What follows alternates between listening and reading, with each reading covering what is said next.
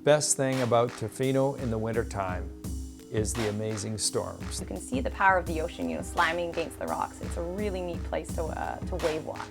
People come up here just to watch storms.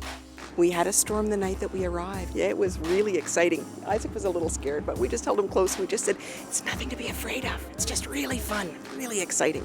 Last week it was 20 foot plus, and so you just see all this wild waves moving through and just the power and the majesty of nature. I love the winter because of the big storms. They're so fun to watch. There's big waves, lots of wind and rain, and it's just so cozy inside. In the wintertime, we can get up to 10. I've seen a 13-meter storm here, and it is just wild.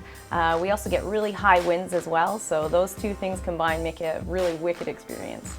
There was tons of wind, and we were in a little cabin right on the beach, so we really heard the wind roaring, and the place kind of shook a little bit in a kind of an exciting way. The main thing is the howling of the wind. I mean, it really does sound like a jet engine.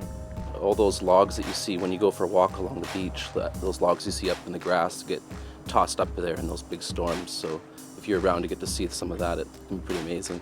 You get 25 to 35 foot waves driving 30-foot pieces of timber, and when they crash into the bedrock, it's like a giant drum that would be 40 feet across with one person pounding periodically on it. It's such a very low resonant sound, and it's like unbelievable sound that you don't hear anywhere else in nature.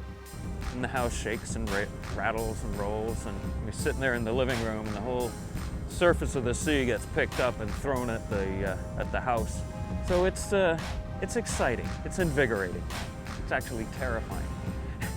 Storm watching, I think, is caught on a lot because, and people have enjoyed it and appreciate it because more and more today we live in such an urban society where nature is almost something to be avoided. But out here, it's all about nature. And really, we have a saying, there's no such thing as bad weather, just poor clothing choices.